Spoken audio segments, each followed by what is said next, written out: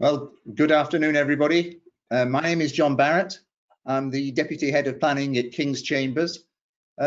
You're very welcome to join the Royal Town Planning Institute online event, the White Paper Unleashed. You've already been informed, I hope, that all of your microphones will be muted throughout the course of the webinar. And I'll just give you an outline of the structure and how we're going to play it. After a very short introduction from me, Victoria Hills will provide an overview of the context of the white paper. This will be followed by my colleagues from King's Chambers, Ian Ponter, Constanze Bell and Killian Garvey will each address one of the three pillars in the white paper. At the end of the presentations, we will have a question session that will involve all the panel hopefully being able to comprehensively answer any questions that you have of us. If you do want to raise a question, please use the question facility and I will put the questions to the panel after selecting a number that appear to us to be the most apposite and important to be addressed. Please do not use the chat facility because we're not able to use that for the purposes of the webinar. So let's immediately proceed. Now, it's been the mantra of successive governments of whatever colour over many years that the planning system needs mending. The current government of Boris Johnson is no different. The Prime Minister promises, as all his predecessors have promised, a planning system that is simpler, clearer, more consistent and quicker to navigate. The Prime Minister, in his introduction to the White Paper, compares the existing planning system to an increasingly dilapidated building that the government proposes to tear down and start again. So at the outset, this white paper is perhaps an incredibly important document going forward because it is the stated intention of the government to effectively start with a clean sheet of paper and introduce a completely new planning system. Our first speaker is Victoria Hills. Victoria is the Chief Executive of the Royal Town Planning Institute with over some 22 years experience of senior roles in planning and environmental sectors. She's especially experienced in bringing forward large-scale, significant regeneration projects. She's responsible for the Institute's strategic direction and is leading the charge in putting planning at the heart of the government's proposals for the delivery of quality places. I can't think of anyone better placed to give you the context for the current white paper. Thank you, Victoria. Well, thank you very much, John, for the opportunity to say a few words before we hear from our very esteemed panel here this afternoon. But what a week, what a month, what a year for planning. I think it's fair to say planning mainstreamed the media last week. If my media barometer is anything to go by, getting on talk radio is pretty mainstream. And we really welcome the opportunity to talk more about planning and broaden the conversations, broaden the views, broaden the people getting involved in this very important topic. And delighted to be doing this with RTPI Northwest. We found these virtual events just going from strength to strength. So we hope that we can do many more of these. So you mentioned the white paper, and on the face of it, it is a very big change.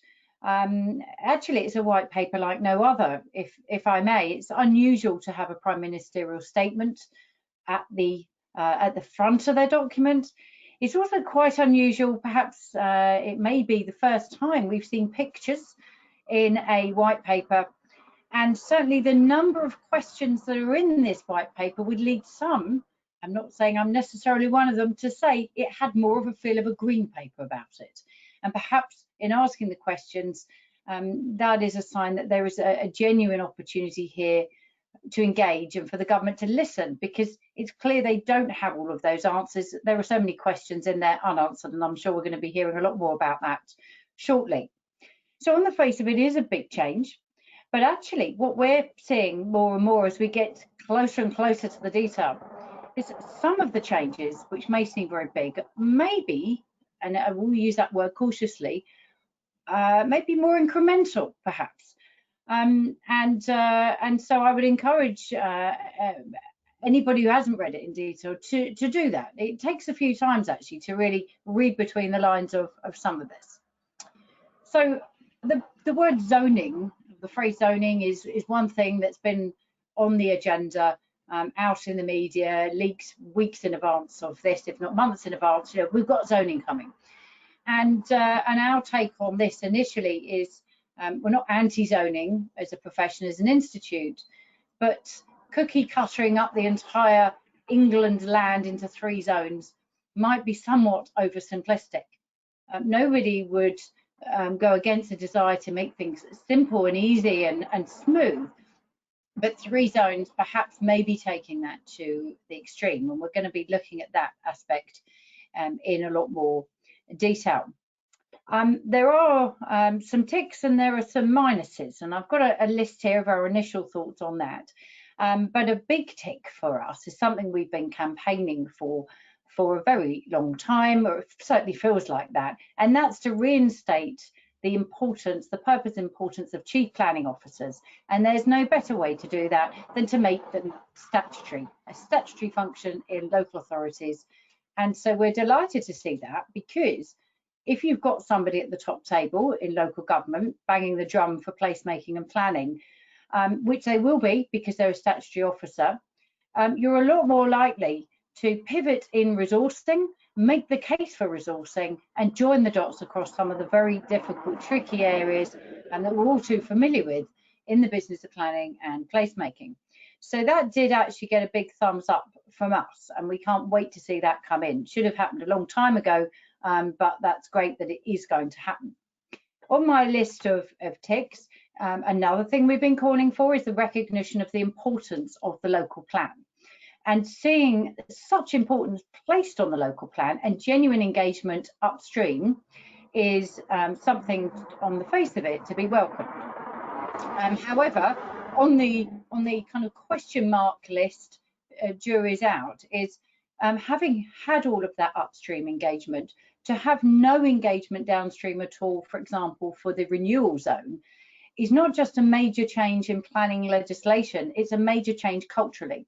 Because communities, people, landowners, neighbours, for the last 80 odd years in the UK, certainly they've had experience of being able to get involved in detailed matters at an application stage. So if we're going to move away from that, that is a major change. And it really does require some genuine engagement with the local communities, with politicians upstream, in a way that perhaps not all local plans have reached that level of granularity, shall we say. Now, I appreciate that the National Design Code model is going to provide some of that certainty. But I think what we're saying is that is possibly one of the biggest cultural changes, that having been engaged in a plan, perhaps now, 3 years down the line, don't be surprised if X comes along. By the way, you won't have an opportunity to get involved in it. On the face of it, that seems a change, but we need to go through that in a bit more detail. And I'm oversimplifying here a bit for speed, so apologies for that. The importance on design is something our members, over 80% this year in a quick poll, said we need more control of design. So if that can be provided through a national design model and a local design guide, then what's not to like? Well, on the what's not to like, there does appear to be a bit of this planning jigsaw puzzle missing, and that's the middle bit. Now, we've got this strong national role of design guides, of zoning, and we've got a strong local level for the local plan. Where is the regional strategic bit? And this is particularly important for nationally significant infrastructure, but it's also important for anybody who lives in a different district to where they work, or goes to college in a different district to where they work, etc., etc. So we do think that there seems to be a missed opportunity here to recognise the importance of regional strategic planning, which is odd, seeing as we're also expecting more from the government on devolution and beefed up regional city regions. We're not quite sure what's happened there. We'll be making our points on that. We're also not clear how some of the detailed proposals on the table are going to contribute towards accelerated net zero, and how they're going to contribute towards the delivery of genuinely affordable homes. And some of that detail will, of course, be wrapped up in the new infrastructure levy. We're not against some streamlined way of handling Section 106 SIL, but there doesn't appear to be a lot of detail on the table at the moment in this. And that is concerning in already a very difficult landscape, if you'll pardon the pun, for getting affordable housing delivered. We can't have anything that makes it harder. Otherwise, it's very difficult to see how the government's going to not only deliver on their housing ambitions, but also on levelling up. And perhaps there's something in that on the levelling up agenda, because what becomes very clear to all of us in the professional body so far is that we are going to require some significant resourcing to deliver all of this. And that's all very well if you've got local authorities in areas that can attract great levels of fees, great levels of interest and opportunity, partnership arrangements, etc. But in areas of the country where the government wants to level up, we're concerned that they may get left behind in all of this unless there's some resourcing put on the table. And I've made that point very clearly to the Minister. I spoke to him on Monday, and I said, look, all of this that you put on the table will require primary legislation. He, of course, accepts that. And that's going to take some time, even with the best,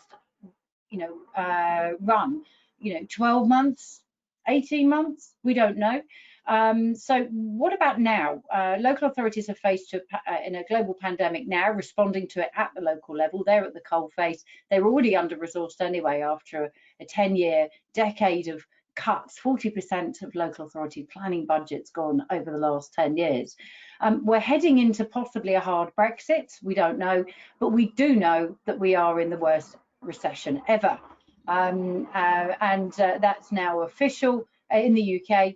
So what we need to do to keep the development show on the road and keep the investment pipeline coming along to deliver on some of the ambitions in the green recovery is to invest in planning resource now. And we do hope the government are listening on that, and we're certainly going to be putting in our comprehensive spending review business case at the end of September, regardless of whether they delay that deadline or not. We will be making that case because we can't keep pushing things back. We need to have that investment now. So we are excited by the opportunity to have a genuine consultation, 12 weeks. That's clearly, we're not rushing anything. 8 weeks would have been a bit rushed. We'll be convening roundtables across our 9 regions. You won't be surprised to hear, John, that we have such diverse views from our members. Some would like us to go out and campaign immediately against all of this. Some are all for it. Why didn't it happen years ago? With half of our members in the private sector, half in the public sector, and a whole diversity of views across the piece. Where we are currently today is we want to genuinely be part of the conversation with government. We want to take detailed soundings across our 9 regions.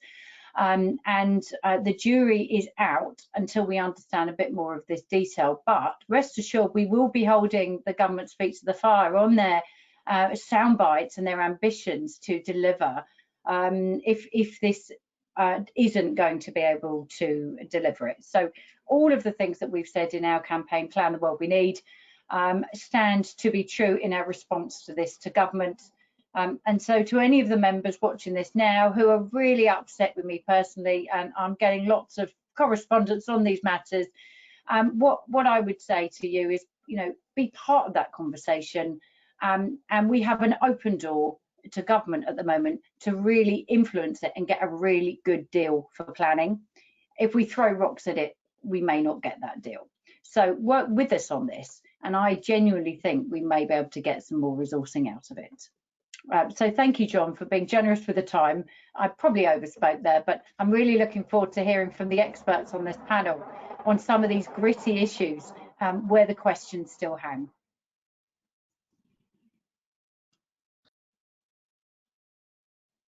I'm not sure if you're on mute, John, sorry. I think I should be unmuted now. Okay, we'll move on to Pillar 1, Planning for Development. And the first speaker is my colleague Ian Ponter. Ian has an extensive planning practice, appearing for both local planning authorities and developers at a range of Section 78 appeals including housing, employment and retail schemes. And many of you will know, having come across him, he frequently acts at development plan examinations, and again, both promoting local plans on behalf of local planning authorities and draft plans. He deals with probably the most controversial aspect of the white paper, that is planning for development. I'll turn over to you, Ian. Thank you very much. Thank you, John. I'm dealing with what's referred to as Pillar 1 in the white paper, headed Planning for Development, and its primary focus, as Victoria's mentioned, is the production of local plans, both content of local plans and indeed the process for their production. In terms of content, the government perceives some existing problems. Local plans they think are too long, too detailed and too complicated. And the result of that is that they believe them to be inaccessible to many who might be interested. As for the process, again, concerns expressed by the government there is that the process for their production takes too long and it's reliant on far too much complicated and inaccessible information and evidence. So I'll deal with both content and process. In terms of content, the form of local plans is proposed to change. The central intention, as far as that's concerned, is that the main component of a local plan will be a map, albeit a map supported by a key and text. The broad indication is that up-to-date local plans under the new system will be about a third of the current size of the existing suite of local plans we have, with much more of a web-based reliance, less reliance on documentation. In terms of the substance, the central proposed change, again, as Victoria has signposted, is the identification of three main designations of land. Firstly, growth areas. Growth areas are designated and will be suitable for substantial new development, and there'll be urban extensions, but they might also be large brownfield sites as well. Secondly, we have renewal areas. They will cover the existing built up and urban areas, but also may include small sites on the edge of villages in rural areas. And thirdly, we'll have protected areas, for example, green belts, AOMBs, conservation areas, designated ecological sites, open countryside generally, but also potentially residential gardens. That receives express mention in the white paper. Within growth and renewal areas, it's proposed that the map, together with potentially the text, would identify specific appropriate uses for those areas. So it might specify residential, or it might specify employment or retail or other classes of development. The text might also give broad parameters for that development in terms of height or density of development, and might even identify sub-areas for different market sectors, such as self-build or custom build within a residential area. And thereafter, the map and its supporting text would be supported by design guides that could be produced at local level. So within the proposed broad categories of growth and renewal designations, there will almost certainly be allocations for particular categories of development, together with some general parameters for that development. And in that sense, the map and text won't look terribly different from specific allocations for development in existing local plans. Similarly, within the designated protected areas, there won't be one generic level of protection, but instead there'll be different levels of protection, whether that be, say, for greenbelt areas or for open countryside. And those different areas will be protected by different policy tests, just as they are now. The change that is proposed by the white paper in that regard is that those policy tests are not expected to be contained in local plans, but instead they will appear in national policy, and that will thereby save the repetition in all local plans, for example, of greenbelt policy protection. An area will be designated as greenbelt, and the reader in effect will be referred to national policy for the level of protection that applies to that area. Now, the allocation of land within a growth area or within a renewal area is anticipated by the government to speed up the development management process. The reason why that is in a growth area will be because designation as a growth area counts as and is equivalent to the grant of outline planning permission. In a renewal area, the consequence of that designation is a presumption in favour of the grant of permission for development. And in that sense, it's meant to speed up the process. Where planning applications are made for sites in protected areas, then those schemes are judged, as I've mentioned, against relevant national policy tests, for example, in the Greenbelt. If one is to propose inappropriate development, one will be expected to demonstrate very special circumstances to justify it, just as you are now.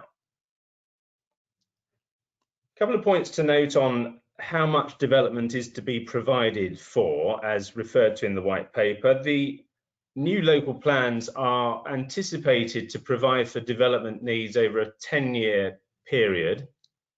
So that compares with the current national advice, which is in respect of local plans there to provide for a 15-year period. And the other headline point in terms of quantum of development is in respect of housing, where the housing requirement figure for each local plan will be a binding standard method figure produced by central government.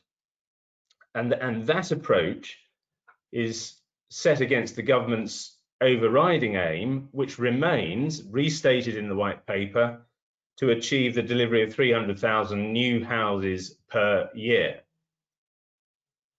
So when it comes to distributing those houses across the country and setting the figures for individual local authority areas, government have said in the white paper that it will have regard to a whole range of factors, such as the size of settlements in a particular area, the issue of affordability, the degree of environmental constraints affecting particular areas, such as extent of greenbelt, the availability of brownfield opportunities in particular areas, the need for other development types, and indeed the requirement to impose some sort of buffer to provide for flexibility.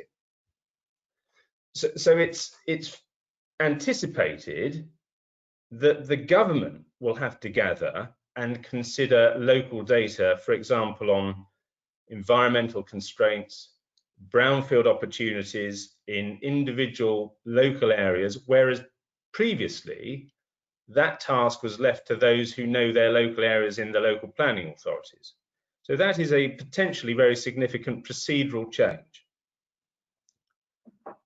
The government's expectation is that once a new local plan is in place, there will be no need for a 5-year housing land supply requirement in national policy as there is now. The reason for that is that the government is confident that planned development will be delivered within its new growth and renewal areas. It is anticipated that a housing delivery test will remain in place whereby one looks back over the last 3 years to see how a local planning authority is doing.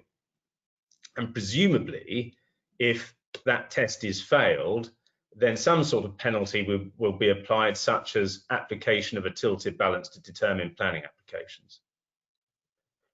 Turning to some process issues, the main point here is that it is expected that the time taken for the production of local plans will be considerably shortened.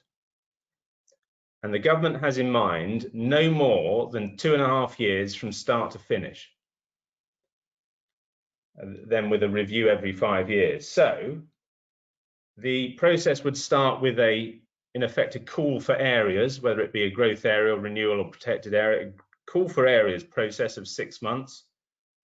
A year then for the preparation of a plan, submission of that plan and consultation over 6 weeks, the examination 9 months, and then a further 6 weeks for tidying up and adoption.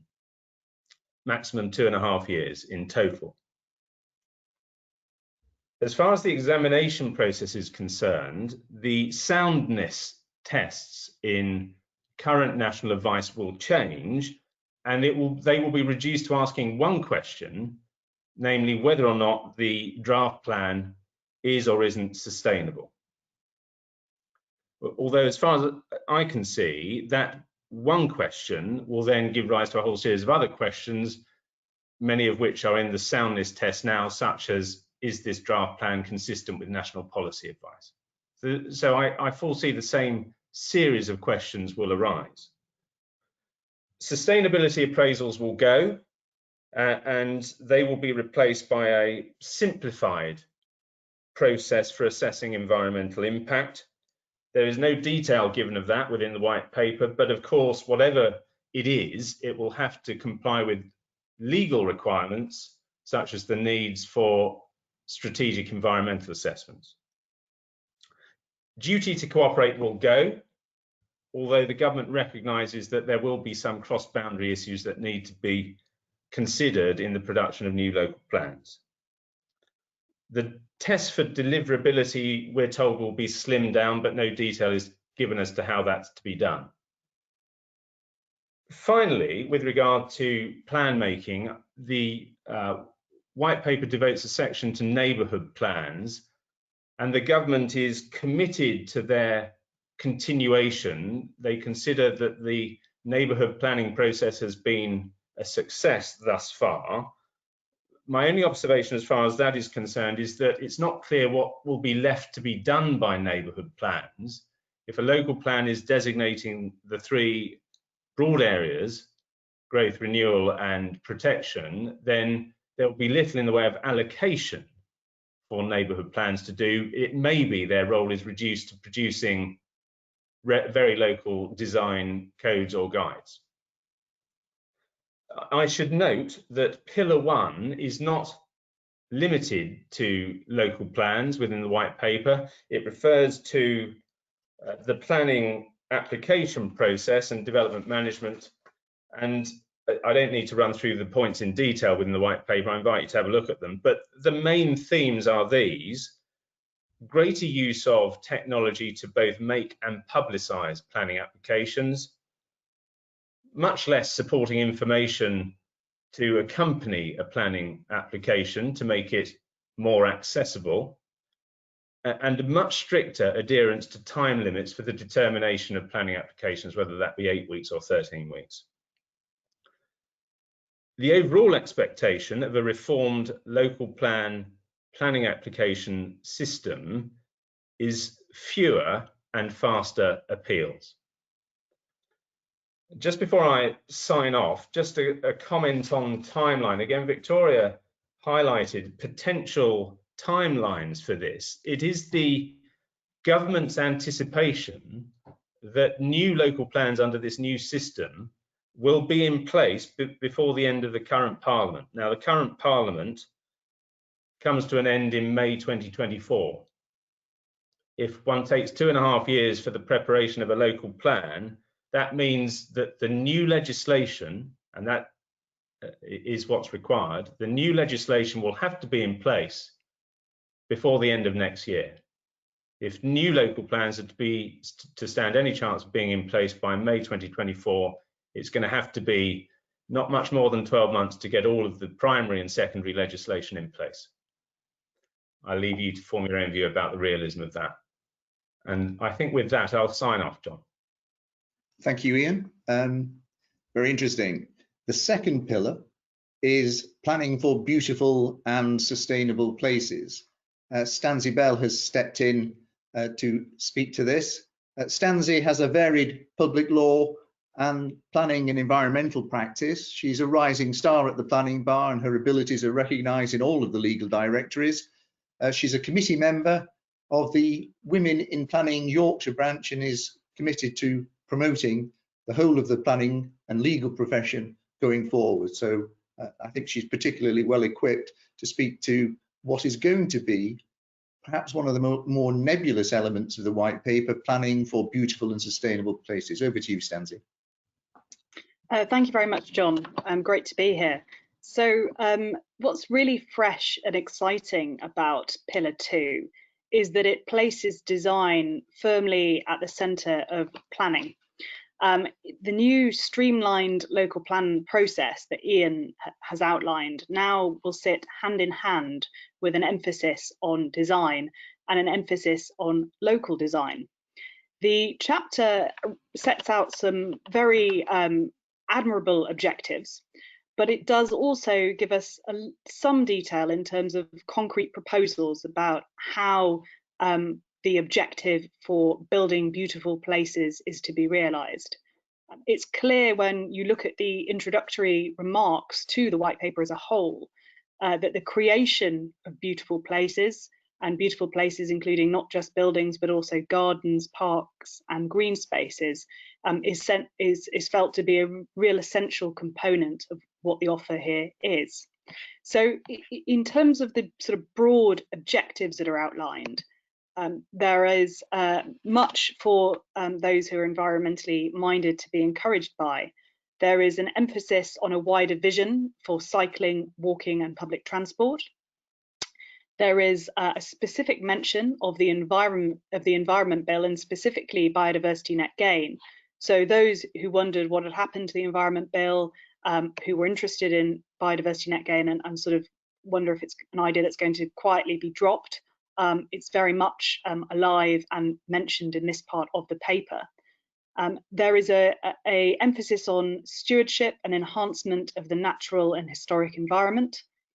Importantly, I think for our local planning authority officers who are joining today's panel discussion, there is an explicit recognition that local planning authorities will need support to acquire design skills, and we are advised that there will be proposals later in the year to improve the resources of local planning authorities more generally.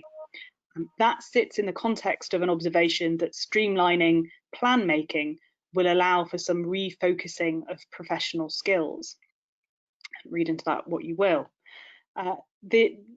Ian's pointed out that what is envisaged now for local plans is that generic development management policy will sit in the NPPF, but this section of the paper also notes that there is still a role for local spatially specific policies, which should do things like identify important views, look at opportunities to improve public access, or places where renewable energy or woodland or forestry creation could be accommodated. So in terms of very specific spatial policies that are design and place orientated, they still have a role. We're also advised that local plans should identify the location of internationally, nationally and locally designated heritage assets, World Heritage Sites and conservation areas, as well as important features such as protected views, which sits very comfortably with the broad thrust of what's envisaged here, which is a move towards a very visual, map-centered idea of plan drafting. A further and perhaps quite significant objective that's set out in this section of the paper is a series of very broad stroke proposals which are concerned with environmental assessment and mitigation. The suggestion is that these processes need to be made much simpler. They need to be consolidated. They need to be easier to understand. And the environmental aspects of a plan or project need to be considered very early in the process and bound by clear timescales. There's an emphasis on a move to net zero by 2050, and that commitment is underlined in the context of the historical environment, because we're told that government wants to see historical buildings having the right energy efficiency measures to support a zero carbon objective. In terms of more concrete proposals, there are several that are of interest. And if I may, John, I'll start with perhaps what I think is the most new and exciting of the list of concrete proposals. which is a sort of reinvention of permitted development rights. So this reimagining of permitted development sits in the context of a process called Fast Track for Beauty. And the idea behind Fast Track for Beauty is that beautiful design will be fast-tracked through the planning process and will benefit from an expedited process. And that will encourage good design. There's three ways that this is envisaged to happen. The first is through compliance with national planning guidance. The second is that where your significant development is identified in a growth area, which Ian has explained, and therefore you get essentially planning permission in principle, that there will be legislation to require a site-specific code or master plan to accompany that piece of significant development. And thirdly, and this is the point that I flagged, there is a proposal to legislate and widen the nature of permitted development to enable popular and replicable development to be approved quickly and easily. It's called gentle intensification with important design principles. And it's this that I think is really probably the newest idea that's before us in this section of the paper. So permitted development rights are now going to facilitate the development of building types that are going to exist in what are described as pattern books, which will be a phrase familiar to anyone in this webinar, joining this webinar who's a SOA. So pattern books of our standard building types will set out design options. And we're told that the idea behind this is that it will revive a tradition in this respect, and it will allow smaller developers easier access to the market. It will also facilitate, we're told, faster delivery of proven popular designs and foster innovation. There will, however, be a system of prior approval, and this will be particularly the case in terms of things like materials. So materials will require prior approval, but also will exist in relation to detailed issues like flooding or access. Now, you might be hearing this and thinking, well, hang on a minute, we've also been told that local authorities are to produce local design guides and codes, and that's absolutely right. And the question that I think arises is therefore, well, hang on a second, if you're granting all these broad permitted development rights, how does that sit with this new emphasis on local design codes and local design guidance? And the answer is the detail of what's proposed, whereby it's suggested that there could be local orders to modify how standard types apply, and that through local, those authorities that have adopted local design guides and local design codes could modify the standard permitted development designs in their area so as to conform with those codes. So you effectively get a blueprint permitted development right, which you can then customize if you are an authority who has been proactive in pursuing these local design guides and codes. There's going to be a pilot scheme, perhaps unsurprisingly, because this is a very new, ambitious idea. And I suppose we will see how that works out in practice. Interestingly, there's also repeated commitment to taking forward existing schemes, expanding the scope of permitted development through extensions and demolition and rebuilding. Now that's interesting because, of course, permitted development rights are one of the most controversial topics in the planning world, and many blame permitted development rights for producing very poor quality development and certainly poorly designed development. So there's a sort of interesting tension here between a very new reimagining of what permitted development rights might be, but then a commitment to existing concepts of permitted development rights, particularly permitted development rights which are quite controversial in design terms, like extension and demolition. In terms of the other two limbs for your fast track for beauty, you might think they're not particularly new or exciting, because what they in essence say is if you conform with local design and guidance, or you are compliant with national guidance, national policy, you should benefit from an expedited process. Well, that very much sounds like business as usual. Of course, if you are policy compliant at the moment, you would expect to be approved without delay. So it might be said that that in itself isn't particularly new. There's a few other concrete proposals that will be of interest to listeners. I won't be able to go into all of them in detail, but just to give a sense of what's being proposed, there is to be a new expert body to help local authorities make effective use of design and guidance codes. Each authority is to appoint a chief officer for design and placemaking. There's a proposal that there should be a national framework of green infrastructure standards developed. There's a lot of emphasis on the potential role of Homes England. There's a suggestion that this new expert body could in fact be based within Homes England. There's also the proposal that it could be an arm's length body, or it could be a reinforcement of an existing network of architecture and design centres.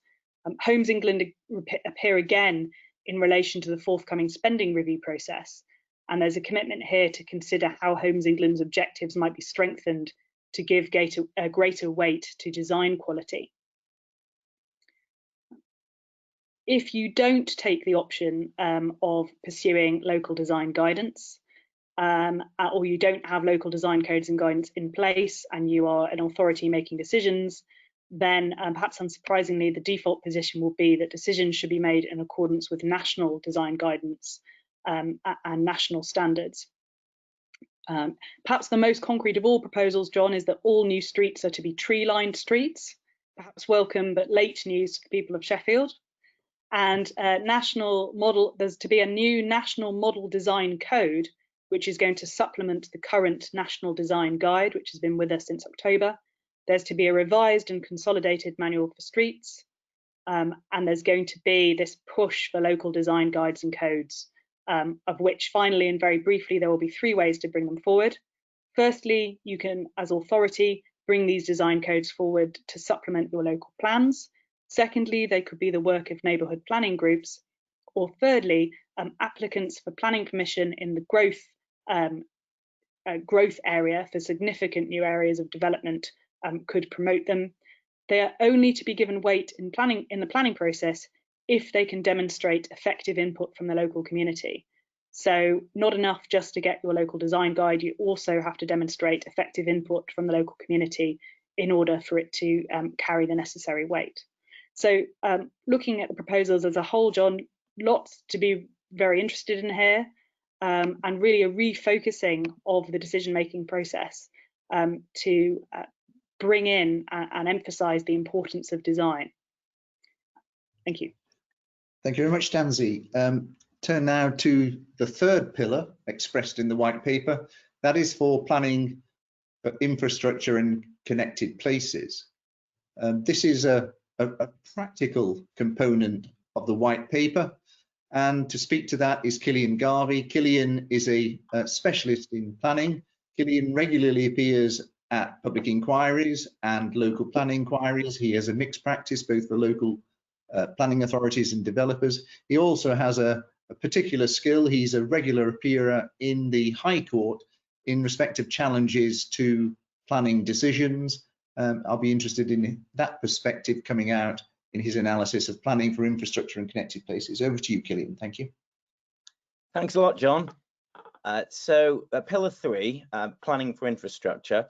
So the way the white paper works is there are lots of sections which are in grey boxes, a little bit like a development plan, where you've got the section in grey, which is the key proposal, and then you've got what's called this wraparound text, a little bit like the explanatory text for a development plan, which is alternative ideas. I'm going to focus on the text in the grey box that deals with the planning for infrastructure. And the way I'm going to do it is I'm going to give you 6 headline points, and then I'm going to dig a little bit into the detail of each point. So point 1 is that Section 106 agreements and SIL will be abolished. Point 2 is that there's going to be a tax introduced called the infrastructure levy. Point 3 is that this is going to be a flat rate set nationally. Point 4 is that the amount of levy you pay will be determined based on the final value of the development. Point 5 There's more freedom for what local authorities can do with the money that they receive. And the final point, point 6, is you can build affordable housing to offset the levy. So they're the 6 headline points. I'm going to dig into each one of them. So point 1, Section 106 agreements and SIL being abolished.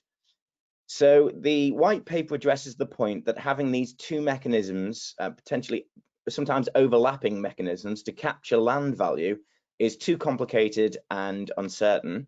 I think that's an uncontroversial statement, certainly one I agree with. Indeed, negotiations on Section 106 agreements are very uneven around the country, and the white paper itself acknowledges that there are hugely different skill levels at local authority level in dealing with Section 106 agreements. One of the big questions I have is, well, Section 106 agreements are not just about capturing land value. Sometimes they can be used to just facilitate other benefits, such as open space and gifting land to local communities.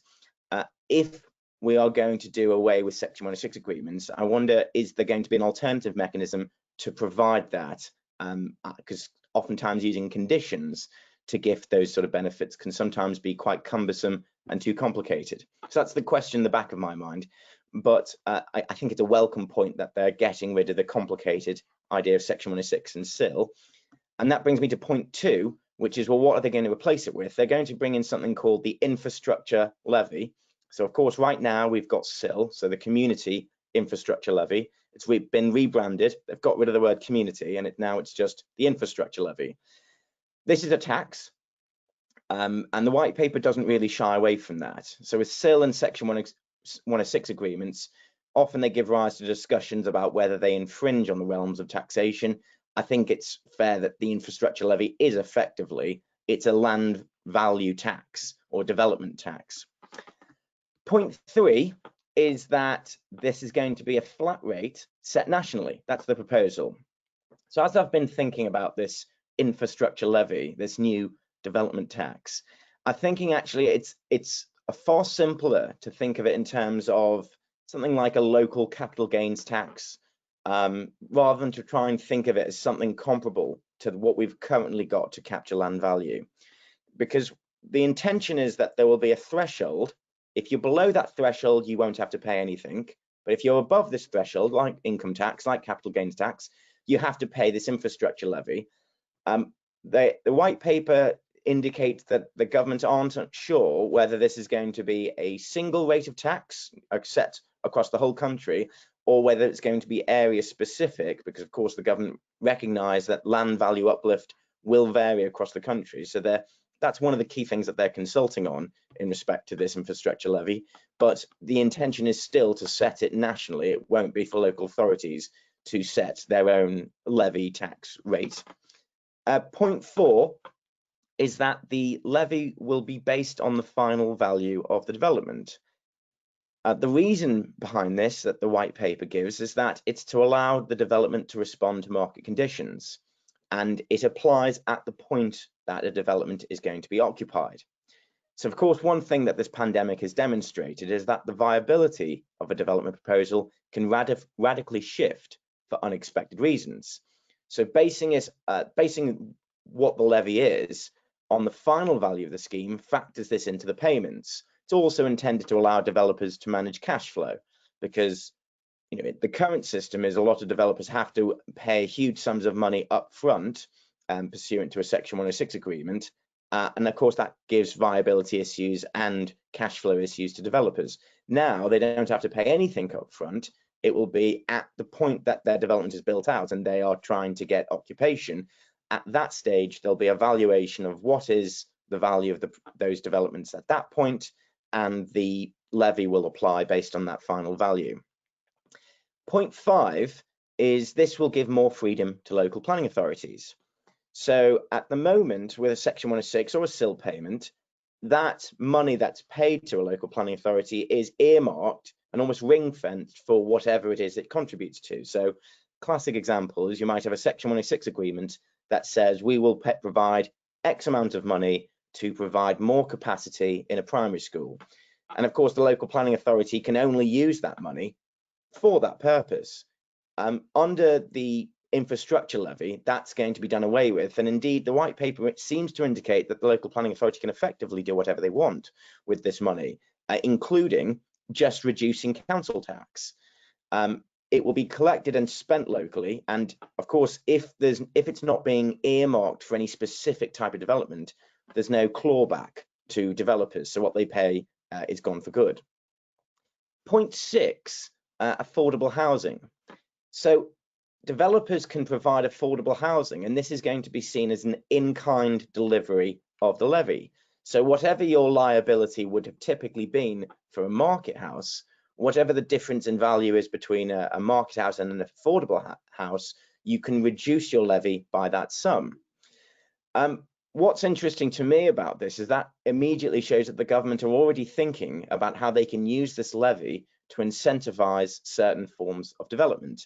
And I wonder whether in the future, a little bit like the general tax code, the government will be trying to influence developer and the market behavior using this levy to give discounts for the sort of development that they want. One that comes to mind is perhaps potentially brownfield development, that they'll give a reduction in the levy if it's a brownfield site. So those are my 6 points on the planning for infrastructure, pillar 3. Thanks, John. I think you're muted there again, John.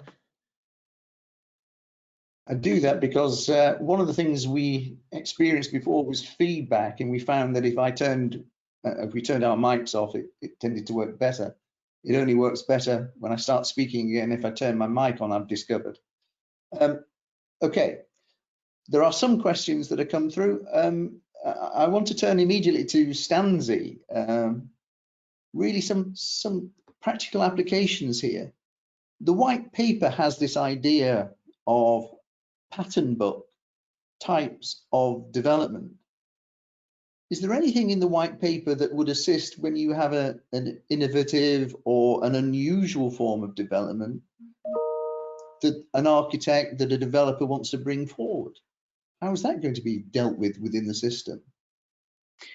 It's an interesting point, John, and it's not one that is expressly dealt with in this section of the white paper. And it's perhaps interesting to reflect on why.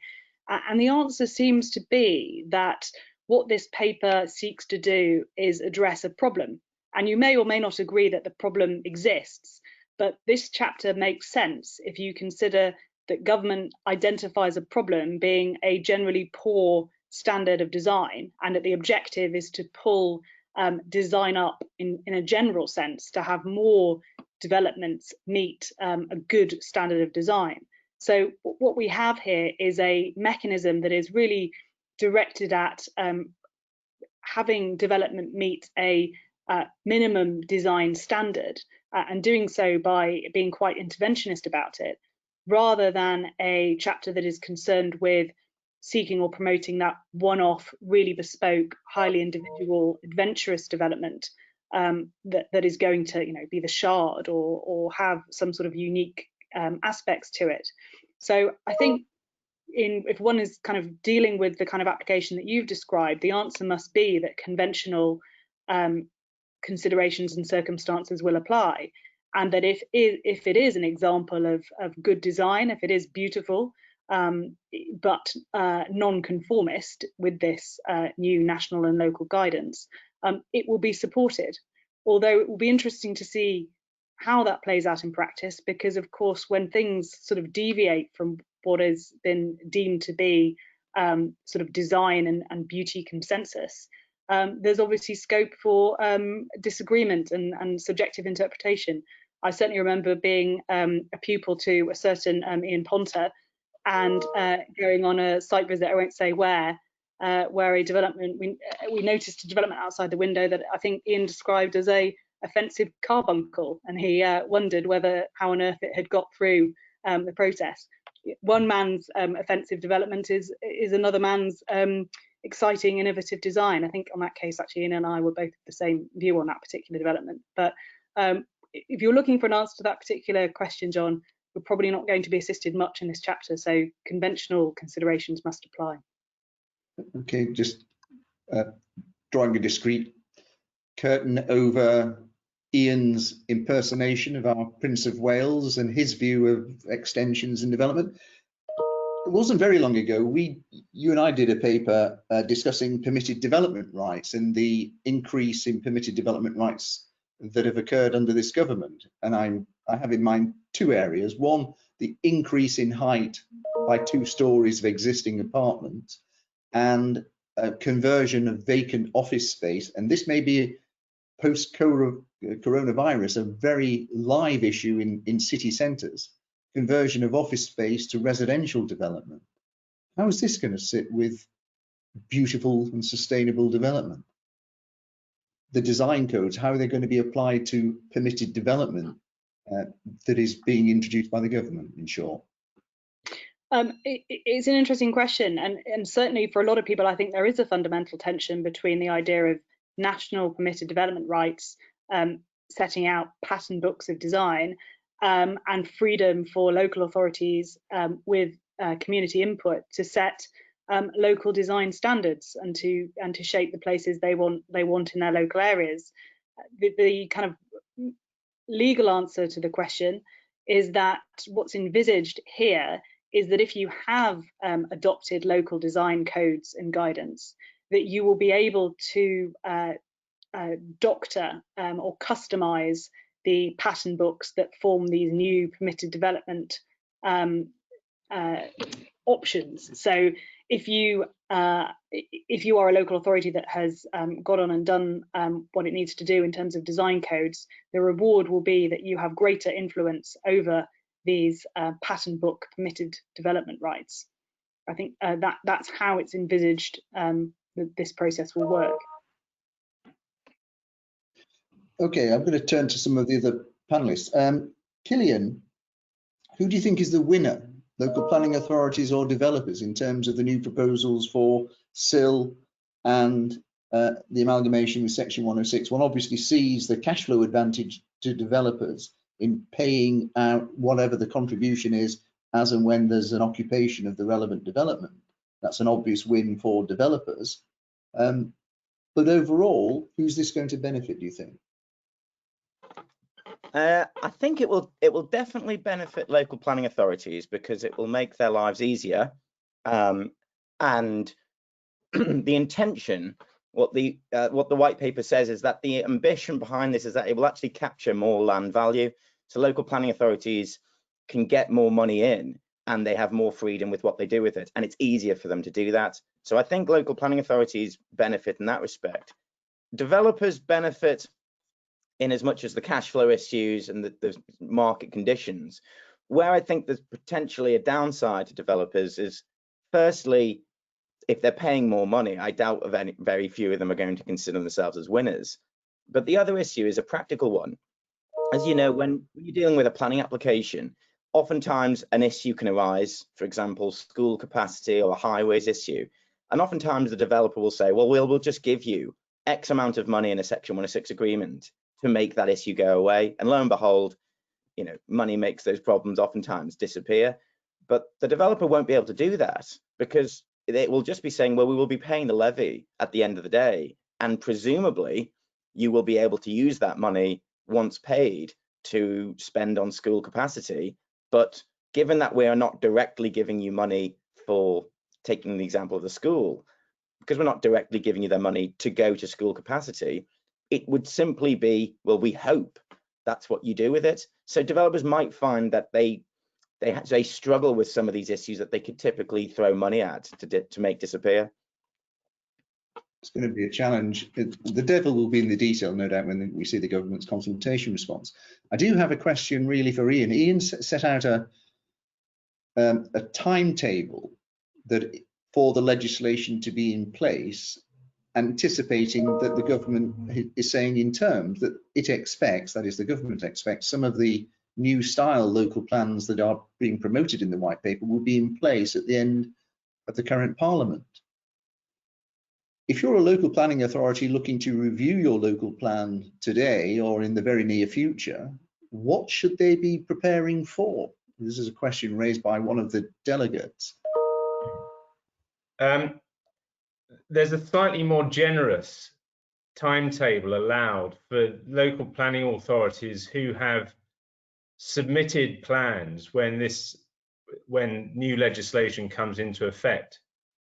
And in circumstances where you've got a submitted plan, John, you get 3.5 years from the commencement of the legislation to have a new style local plan in place. So it'll be a judgment for individual authorities to reach, won't it, whether or not it wants to take the step of pursuing a submitted plan in the knowledge that that plan is going to have at best a 3.5 year life following the passing of this new legislation.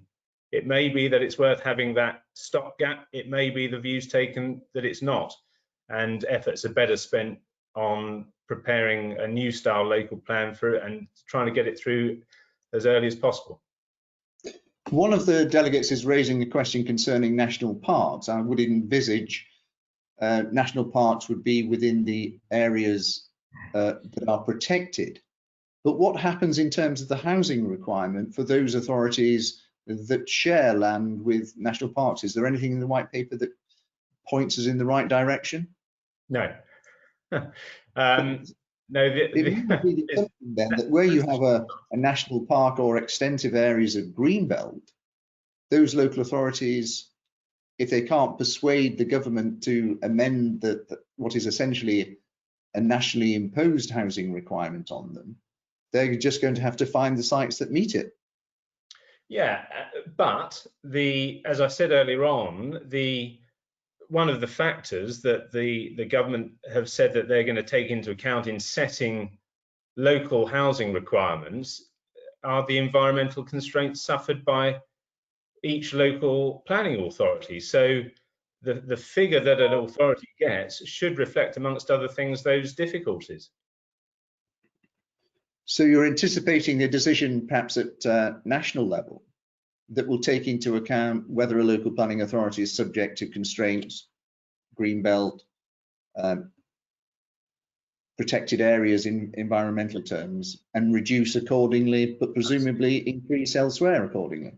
Absolutely, and amongst other things, not just environmental constraints, but also the extent of brownfield opportunities in local authority areas. So it's going to have to deal with a lot of the detail concerning individual local planning authority areas in coming up with its distribution. Got an interesting question for Killian from one of the delegates. The idea behind Section 106 and SIL is that the developer should really pass on the cost of contributing to the landowner. In other words, land value should reflect that there will be a planning obligation or a SIL obligation associated with it. If we're at the position that we really don't know what the tax will be until the end of the process, until properties are becoming occupied, how is that, as a matter of practice, likely to pan out?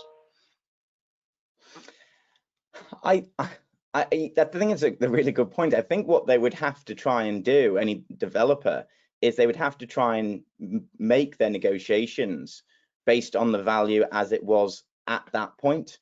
Now, of course, if the value of the property goes up between the point it's agreed and the point that they actually are paying the levy at the end of the development, then it's a windfall for the developer. If it goes down, then they lose out. But potentially, I imagine there might be contracts with landowners that might try and account for those variable factors.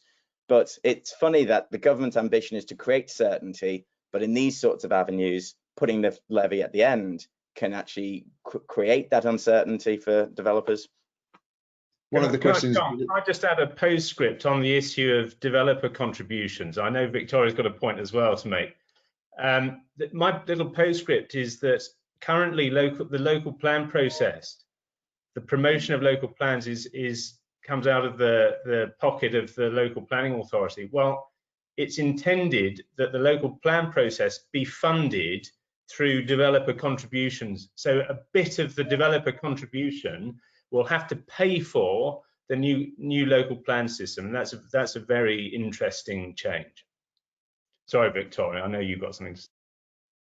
No, I think it's a really important point, but I think there's a point that trumps that potentially, which is anybody who's ever been involved in bringing forward any sites of any significance, and particularly the majors, and there's a big ambition here for growth, will know the one thing that snarls everything up is the lack of forward funding of infrastructure, and I'm saying that with personal experience. So if what this is saying is it's okay because you're going to get more later on, who's going to pay for the upfront? We've hinted at Homes England, but you know, who is going to forward fund that? If there's any insinuation at all, that is fine because the borrowing cap's been lifted, local authorities can borrow this, but don't worry, you're going to get more back later on down the line. We have to question, is that really the best thing that they could be borrowing their money for? Or should they be borrowing that money to provide social housing? And should someone else be forward funding the infrastructure? But what appears to be the case here is it sure as heck is not going to be the developer forward funding that infrastructure. And that is a concern, I think. But equally is the point that Ian just made. Somebody's got to bankroll the production of the local plan for 2.5 years before in a faster way that's never quite happened in this way before. There's a lot of resource requirements here. I'll go back to the earlier points that I made, but also strategic planning here is relevant for this infrastructure. Doing piecemeal infrastructure on a district by district basis, it's not going to help join the dots and deliver the national infrastructure strategy. I think this feeds into another question that's been raised in respect of Killian's issue, and I think I can probably deal with it. The key point that's being raised is, supposing you have a multi-phase development and the local planning authority anticipates a sustainable urban extension, for example, with a 500, 600 houses. The local planning authority may have a timescale over which it thinks the whole of that 600 houses will make a contribution to the infrastructure that's necessary to fund it and forward fund it. But supposing the developer, for whatever reason, does not finish the development, what mechanisms can be put in place? The government needs to think this through, I suspect, because it's simply not addressed in the white paper. As far as I've seen, Killian will correct me if I'm wrong. The prospect of the developer not finishing a development and making the contribution is simply not addressed. Now, historically, nobody could force a developer to complete a development. But in order to secure the benefits of upfront infrastructure costs or the certainty of infrastructure value capture in a development, presumably a local planning authority who's entering into these arrangements will have to have some legal mechanism by which it can assume control over the development and its completion, and I emphasize that, and its completion, rather than simply sitting back, crossing one's fingers and hoping that the money will roll in as and when the development's built out. It's certainly taking stewardship.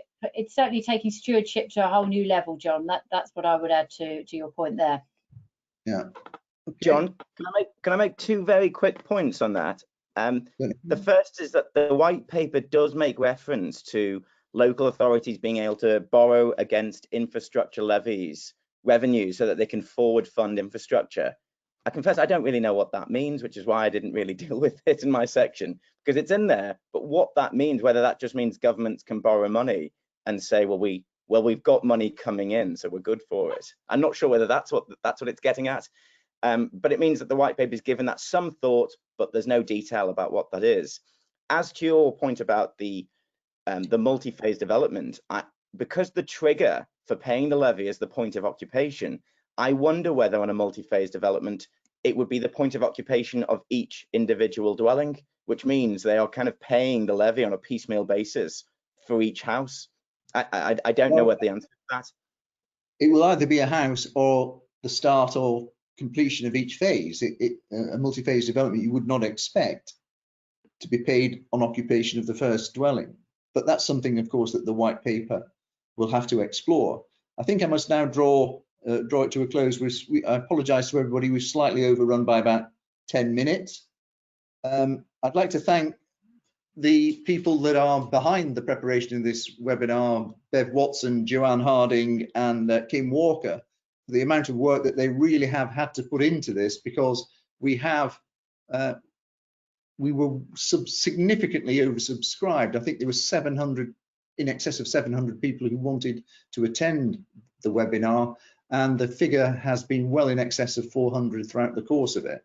So I'd like to thank those individuals. I'd like to thank our panelists. I know there are a lot of questions that remain unanswered. The key point is that I think Victoria and her team at the RTPI will have to engage with this white paper, try and reconcile the internal conflicts of the RTPI and engage in the process, because self-evidently the voice of the RTPI is going to be one of the most important voices on the application of the white paper proposals. So at that, Bev, I think I'll draw it to a close. Thank everybody for attending on a particularly hot and steamy, sweaty afternoon. Thank you very much. Thank you all.